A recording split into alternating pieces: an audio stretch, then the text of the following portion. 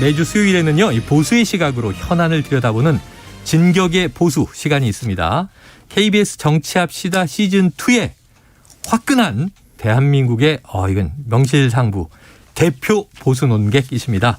전거성 전원책 변호사 나오셨습니다. 변호사님 어서 오세요.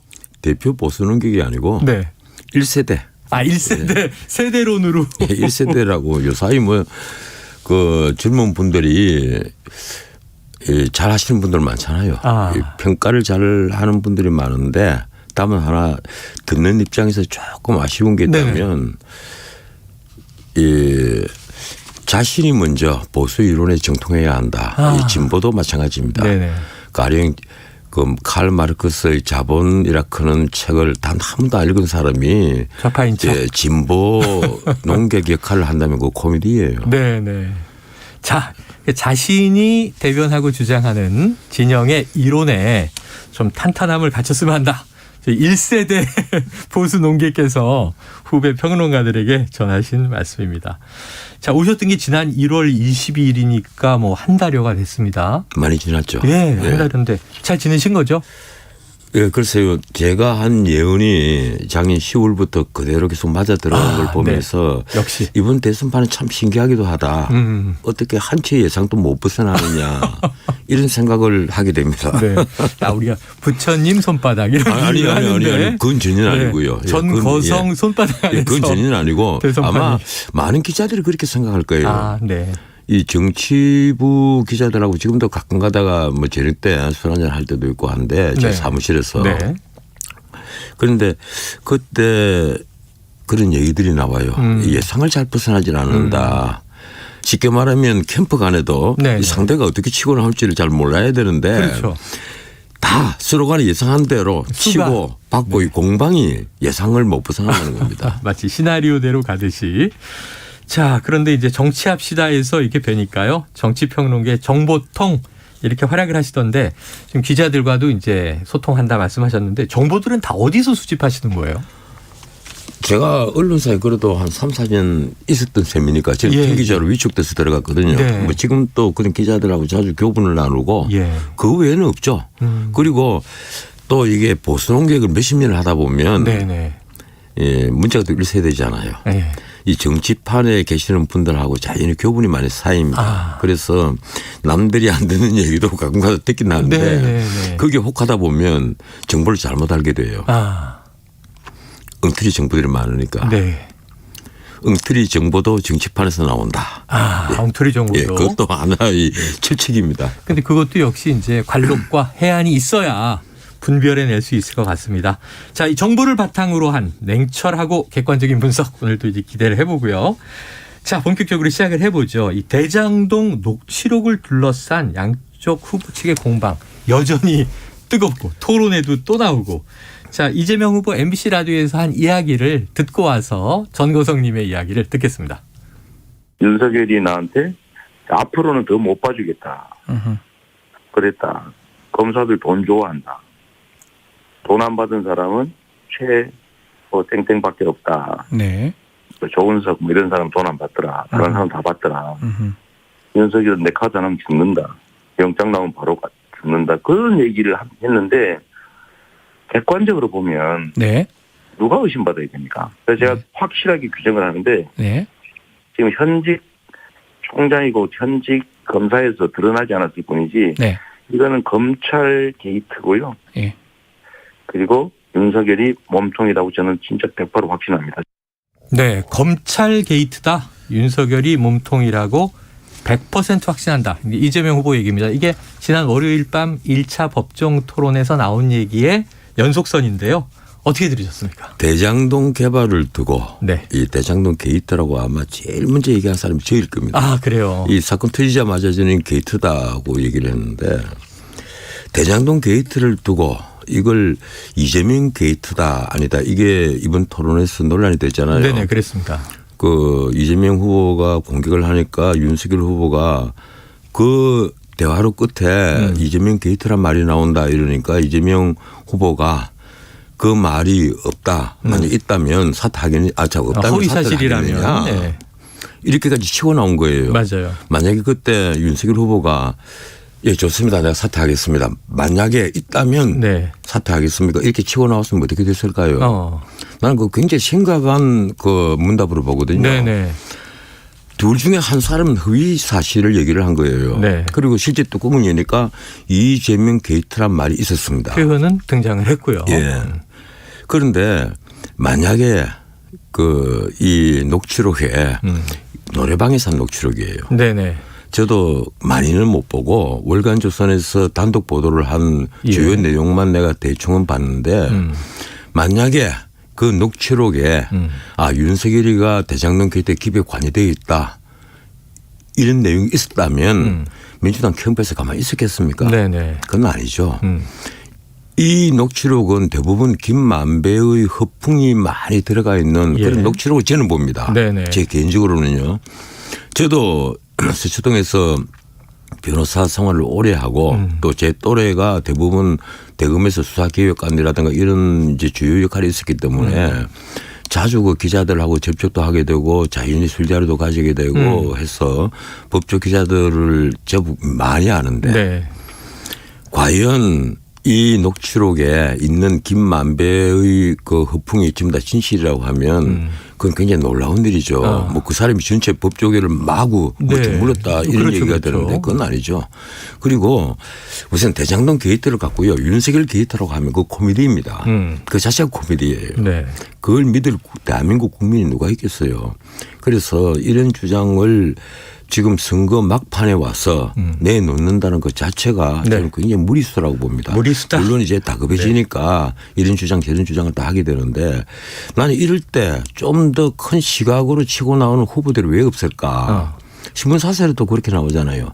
3자 토론이 경제 토론인데 우리가 이 지금 경제 위기인데 네. 세계가 지금 경제 질서를 재편하는 중이거든요. 네. 코로나 이후에. 여기에 미국도 3.8% 성장이 예측된다고 합니다. 그런데 우리 성장률이 올해 예측치가 IMF라든가 세계은행에서 예측치가 3%를 넘지는 못해요. 네네. 심지어 영국 이코노미스트지에서는 한 2.7%를 보고 있습니다.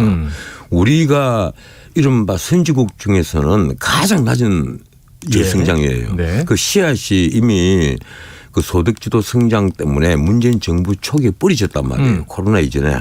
그러면 이런 경제 위기에서 후보들이 내놓을 것은 우리가 이 경제 위기를 어떻게 타개를 할 것이냐. 네네. 유가부터 다 올라서 우리가 곡물을 75% 수입하잖아요. 네. 우리 먹는 것. 예? 이 가격이 다 올라가고 있는데 장바구니 물가가 올라가고 있는데 이걸 어떻게 대체할 것이냐. 네.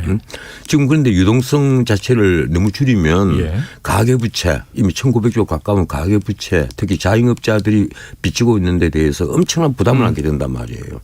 국가적으로 모두가 다 파산을 해버리는 거예요. 여기에 대한 어떤 대책 같은 걸 토론을 하고 해야 되는데 네. 그런 큰 얘기를 하는 분이 아무도 없어요. 전부 다 내놓는 것은 우선 50조 쓴다 35조 쓴다 뭐 특별 회계를 만들겠다 뭐 이런 쉽게 말하면 금권 선거에 관련된 내용만 얘기를 하고 막상 정말 중요한 얘기를 안 한단 말이에요. 네. 그래서 참 지켜보는 사람으로서는 답답하다. 예. 자, 보수 1세대.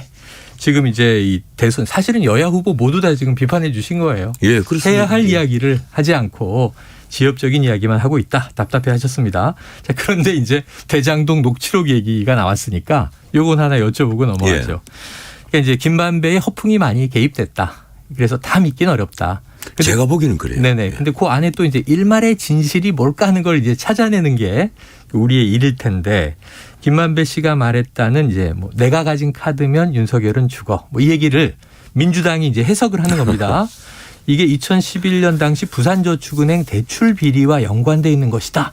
이건 이재명 후보도 지속적으로 예, 그렇죠. 나보다도 부산저축은행을 수사했던 윤석열 검사가 덮은 거 아니냐라는 주장을 하고 있어요. 이 대목은 어떻게 보십니까? 지금 그 후보 토론에서도 그 문제를 이재명 후보가 제기를 했는데 맞습니다. 이재명 캠프에서 윤석열 후보를 물고 들어갈 그거 딱 하나예요. 부산저축은행에서 불법 대출 수사를 하는데 네. 왜 봐줬느냐. 그런데 그 사건이 어마무지하게 큰 사건이었습니다.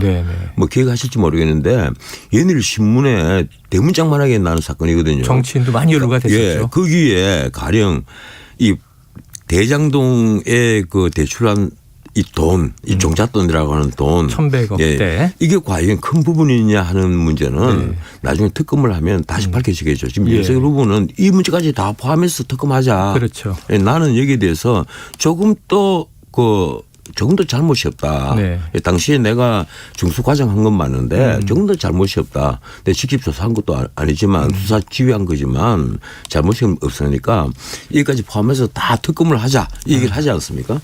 그런데 제가 지켜보는 입장에서는 만약에 이 부산 저축은행 그 불법 대출에 어떤 문제가 있었다면 이미 나와도 예전에 나왔을 것이다. 나왔을 것이다. 이게 만약에 뇌물이 들어가고 돈 봉투가 들어가고 그래서 수사를 봐줬다 이러면 문제가 옛날에 터졌겠죠. 터졌겠다. 예, 김만배 쪽에서 검찰총장이 그런 그 꼬리가 잡혀가는데 가만히 있었겠습니까? 이용을 해도 벌써 했겠죠. 당시 과장이었고. 그래서 저는 이 녹취록 자체에 그런 말을 김만배가 한 것 자체가 그 노래방에서 술 한잔 먹고 한 얘기잖아요. 그러면 대부분 허풍이다. 저는 그렇게 보는 겁니다. 혹시 변호사님 내가 가진 카드면은 유력한 암흑에 죽어.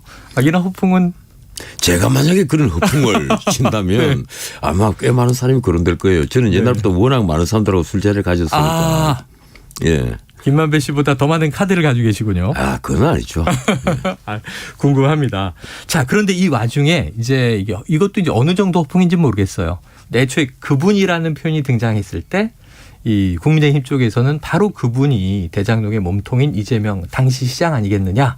근데 지금은 또 이 시장이 아니고 대법관이다. 그래서 이게 이 프로그램 끝나는 시간에 하필이면 1시에 하시지 오후 2시에 지금 조재현 대법관이 기자회견을 예견했습니다. 어떤 내용 나올 걸로 예상하세요? 법조인이시니까. 아니 조 대법관이 변호사를 굉장히 오래 하신 분이에요. 20년 넘게 했어요. 그리고 친분이 있으십니까?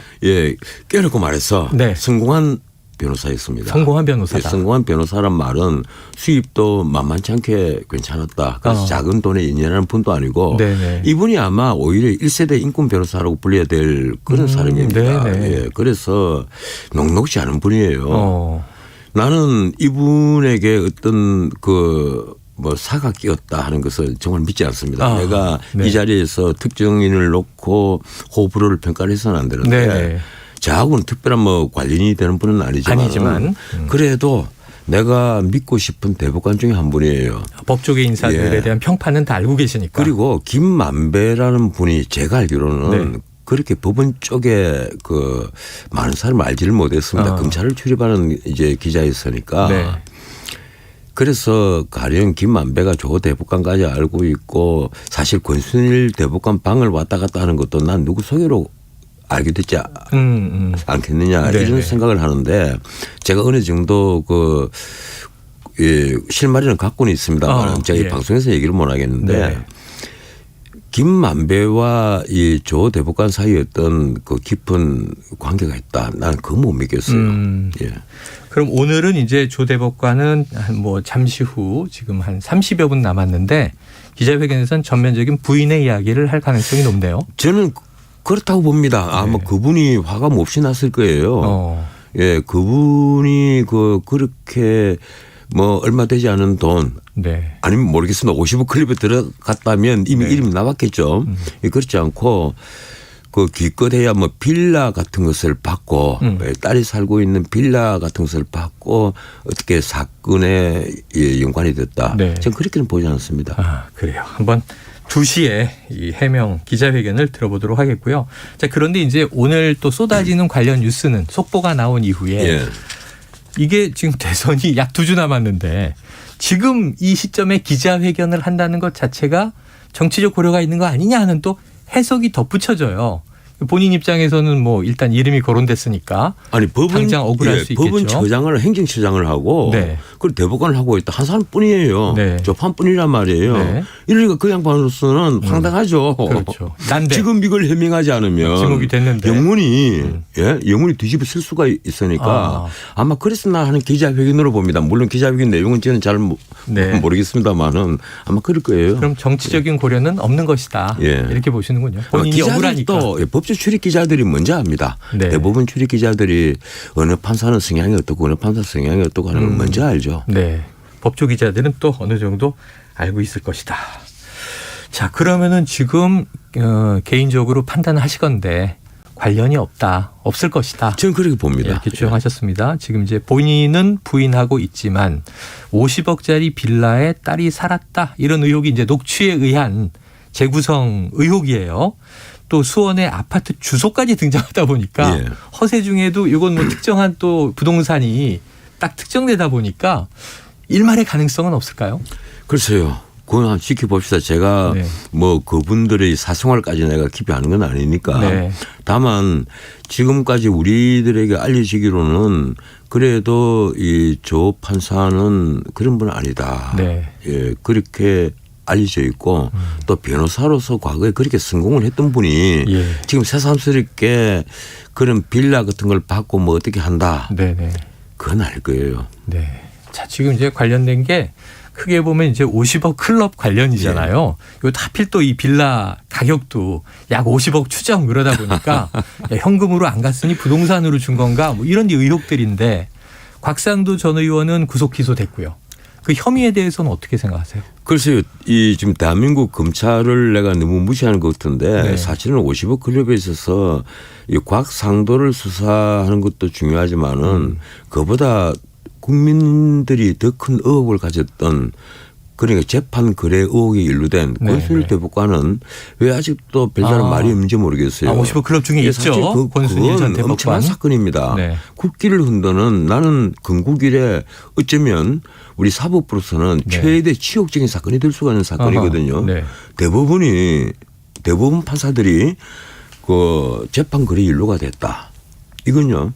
어떻게 보면 국사책에 기록될 사건이에요. 우리가 사법농단 이렇게 보지 않습니까? 그런데 이 문제에 있어서는 아직도 검찰이 뚜렷한 수사를 하는 흔적이 없어요. 네. 물론 권순일 대법관을 그 비공개 소환 조사했다는 것은 이미 뉴스에 나왔는데 네네. 그것만으로는 안 되죠.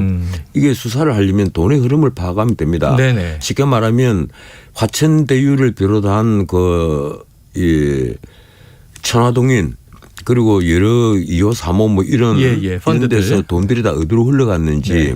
그걸 수사를 하면요. 당연 다 알 수 있는 사건이에요. 네. 중요한 말씀 주셨습니다. 녹취는 허풍이 끼어 있을 수 있는데 돈의 흐름을 돈의 흐름 보면 다 추적하라. 알죠. 그 돈들이 또 한 절반 정도는 어딘가에 고여 있을 거예요. 네. 그 저수지의 주인은 누구인가. 그걸 찾으면요. 몸통이 나옵니다.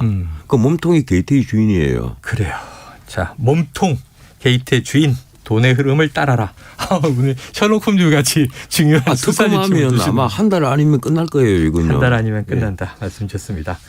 자, 다음 이슈로 가볼 텐데 이게 또 지금 얼마 남지 않은 대선 과정에서 좀 중요한 이슈라서 이준석 대표가 오늘 아침 라디오 인터뷰에서 한 이야기를 듣고 와서 이야기 이어가겠습니다.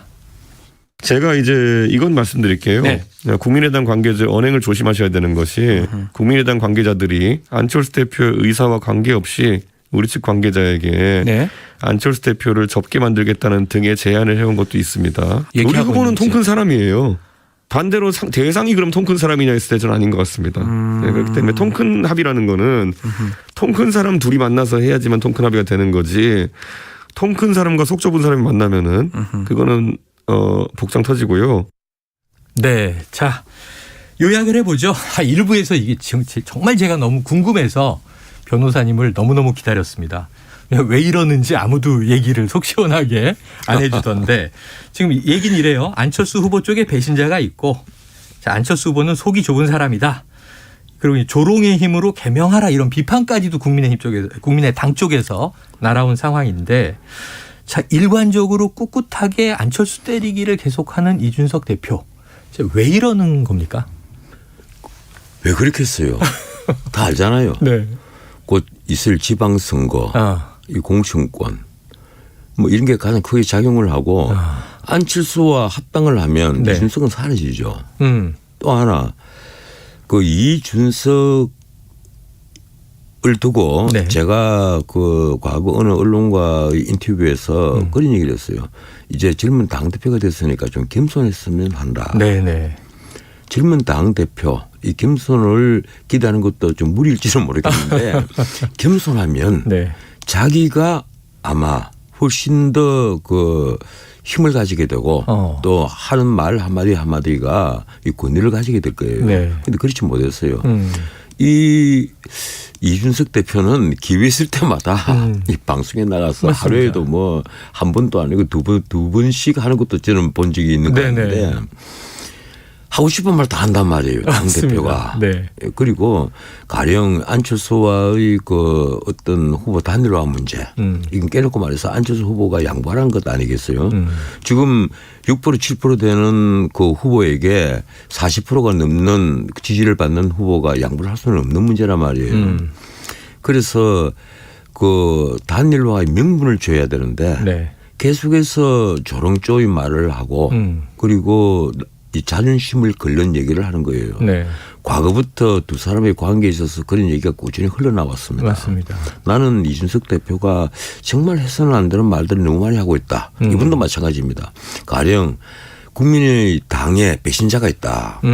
실력 있었다 하더라도 네네. 그 얘기를 해서는 안 되는 거예요. 있어도 해서는 안 된다. 예. 지금 대선이 이제 불과 2주일도 남지 않은 이런 그 시기인데 최선을 다해야 되잖아요. 그리고 안철수 후보와 합당을 하든 아니면 연대를 하든 어떤 합의를 하는 시간은 아직도 남아있단 말이에요. 예. 그러면 최선을 다하고 상대방을 존중해주고 해야 되는데 당대표라는 자가 이 방송에 나가서 오만방자하게 상대방에게 배신자가 있다. 그리고 이 조롱조의 얘기를 계속하는 것. 네. 이 남의 심사를 끓는 것. 이건요. 어떤 경우라도 지금 그 이해를 할 수가 없고 또 용납돼서는 안 된다는 생각을 합니다. 네. 자, 그런데 이제 이준석 대표도 자, 젊지만 영민하다, 스마트하다 이런 평가를 많이 받았고 이 똑똑한 건 사실이잖아요. 아니 30대 네. 그 정도로 영민하지 않고 스마트하지 네. 않은 친구가 누가 있겠어요. 그런 스마트한 친구들요. 삼성그룹에 가고 현대차그룹에 네. 가면 맞다. LG그룹에 가면 네네. 수없이 많이 있습니다. 알겠습니다. 자 30대 수많은 영민한 청년 일꾼들이 여러 군데 있는데 자 근데 이제 궁금한 건 이런 거야. 이해가 됐습니다. 변호사님의 이제 지금 해석은 자 파워게임에서 나의 권한을 안철수 측과 나누고 싶지 않다. 자강으로 이기겠다. 근데 지금 전체적으로 여론조사 분석을 쭉 하다 보면 일부 오차범위 밖에서 윤석열 후보가 리드하는 것도 나오긴 합니다만 전체적으로는 오차범위 내에 경합 우세 윤석열 후보, 경합 열세 이재명 후보. 사실은 뚜껑 열어봐야 한다는 얘기를 많이 하거든요. 근데 단일화가 지금 필요할까요, 안 할까요? 어떻게 예견하세요? 지금 그 윤석열 후보가 이재명 후보를 얼마나 더 크게 리드를 하든 앞서고 있을까 안 하든 간에 네네네. 최선을 다해야 됩니다. 최선을 다해야 그게 된다. 성급판이에요. 네. 아무리 크게 이기고 있다 하더라도 자기의 그 세를 더 보태고 네네. 더 넓히고 해야 되는 게 대선 판례란 말이에요. 네네. 최선을 다해야죠. 정권 교체냐 아니냐. 바로 이 절체절명의 선거라고 본인이 얘기하잖아요. 네, 윤석열 후보가. 그러면 최선을 다해야죠. 그런데 이번 대선판은 그래요. 지난 17일부터 저 20일 사이에 있었던 여론조사. 예. 그게 대부분 이제 지난 주말 일요일 날 공표들이 쫙 돼서 월요일 날 다 나왔는데 네. 거기는 오차 범위를 그 넘어선 윤석열 후보의 그 우세가 한 5개, 6개가 됩니다. 네네. 그리고 오차범위 안이 한 3-4개가 되고요. 네. 그리고 거의 초박빙이 한 2개가 됩니다. 제가 보기에 이미 그 선거를 한 13, 14일 남겨놓고 네. 그 이런 여론조사 결과가 이런 흐름이 이어졌다면 예. 이 우세를 뒤집기는 굉장히 힘들 거예요. 힘들다. 저는 이건 그 보수 논객으로서 드리는 얘기가 아니고 네네. 선거판을 읽는 그 객관적인 분석. 객관적인 평론가 입장에서 네. 말씀을 드리자면 네. 이미 기울었다. 기울었다. 예, 제가 사실은 연초에 그런 얘기를 했거든요. 네. 이미 이게 기운 것 아니냐. 이미지 오버다 하는 걸 그 제가 정치합시다 프로그램에서 그런 얘기를 했는데 네. 제가 이 예측에 맞아 들어간다고 한 얘기가 바로 그거예요. 네. 이번 선거는 사실 서울에서 그 좌우되는 게 굉장히 큽니다. 과거는 그 이렇습니다. 영남 후보가 보수 후보고 네. 그리고 또 이 DJ 쪽에 호남 후보였죠. 그런데 그래서 지방에서 바람이 불어 올라왔어요. 그런데 이거는 보수 후보가 영남 사람이 아니란 말이에요. 영남 네. 출신이 아니에요. TK는 오히려 이재명 후보고요. 예. 그리고 또 진보 좌파도 이재명 후보가 이제 경북 안동 출신이라고 그러잖아요. 네. 이러다 보니까 서울의 바람이 지방으로 불어 내려가는 경향이 굉장히 강합니다. 그런데 서울에서 윤석열 후보가 이재명 후보를 크게 이기고 있어요. 지금. 네네. 이거 굉장히 중요한 겁니다. 그리고 민주당이 이겼던 선거에서 서울에서 지고 민주당이 이긴 선거가 단 하나도 없습니다. 없다. 네. 민주당이 이기려면 반드시 서울에서 이겨야만 돼요. 그런데 민주당에서 가만 보면 정말 답답할 거예요. 네네. 서울에서 계속 흐름이 바뀌지 않는단 말이에요. 네.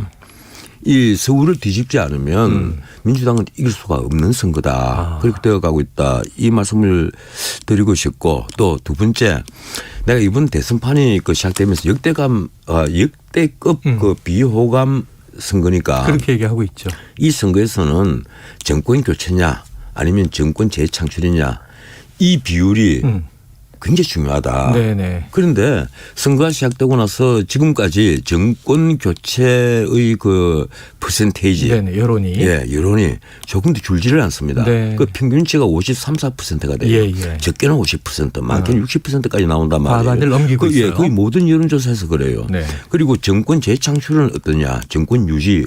뭐 여기에 대한 여론은 대부분 36, 7%. 그런데 그 갭이 거의 한 17, 8% 가까이 네. 나요. 17%포인트 차이가 난단 말이에요. 그리고 이 차이가 흐름이 좀 바뀌어야 되는데 불변으로 그대로 유지가 돼요. 예. 실제 그 윤석열 후보를 지지하는 분들을 조사를 하면 적게는 60% 많게는 80%까지 윤석열 후보를 좋아서 찍겠다는 게 아니라 네. 정권 교체를 위해서 찍겠다. 예. 그 이유가 뭐겠어요. 결국은 민생이 그만큼 어렵다는 거예요. 네. 그리고 이 정권의 문재인 정부의 그 내로남불 상황 네. 쉽게 말하면 후한무치한 부끄러움을 모르는 이 작태들에 대해서 이제는 지쳤다는 겁니다. 그리고 무엇보다도 일자리와 집값이에요. 일자리가 풀타임 일자리가 200만 개 가까이 사라졌단 말이에요. 네. 이게 회복이 안 돼요. 예. 만들어진 일자리는 세금으로 만든 전부 다 단기 알바생 일자리거든요. 공공일자리들. 이런 일자리가 대중들에게 만족을 줄 일은 만무하잖아요. 네. 그리고 빈부격차가 더 커진 거예요. 예. 집값이 폭등을 하면서 그 차이가 그 갭이 네. 더 커 보인단 말이에요. 나는 아무리 노력해도 영원히 집을 가질 수 없다. 이게 지금 20대에게 얼마나 불안감을 주겠어요. 예. 이러니까 이 갭을 메꿀 정책을 민주당이 만들어내지는 못하니까 이 정권 교체 열망을 꺾지를 못하는 거예요. 못한다. 이 흐름이 있거든요.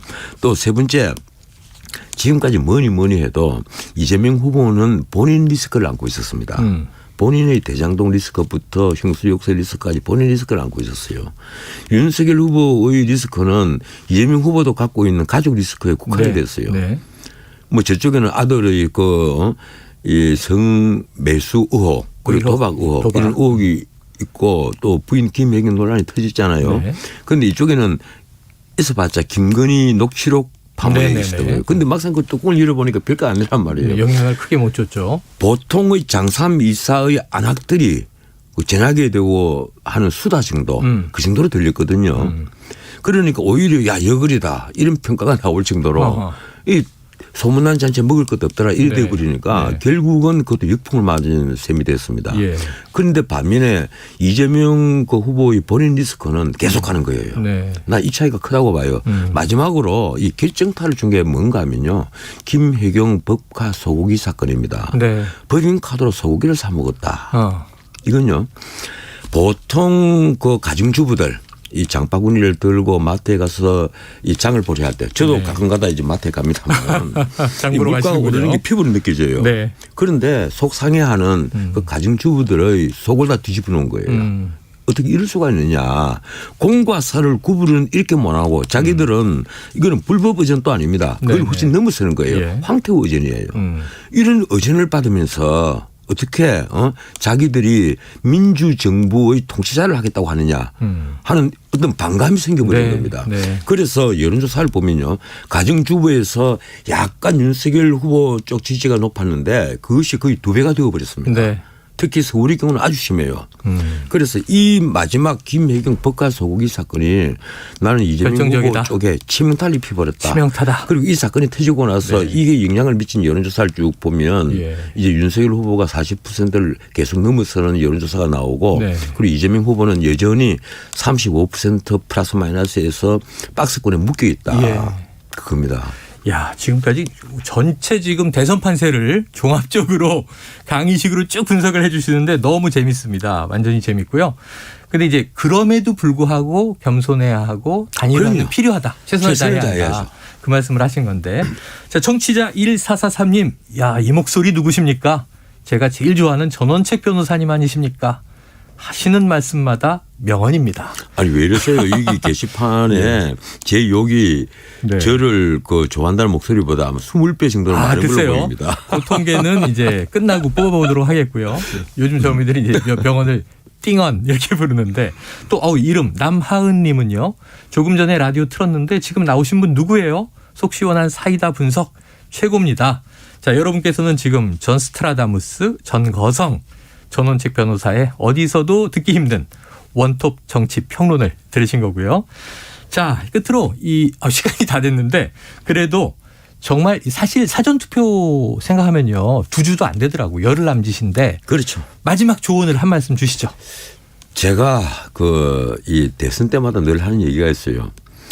이 최선이 없으면 차선을 선택을 해야 된다. 네네. 그리고 최악의 후보를 피하고 차악이라도 선택을 해야 된다. 네네. 둘 다 싫으면 다 싫으면 그런 얘기를 하는데 이번 비호감 후보들의 선거야말로 그렇습니다.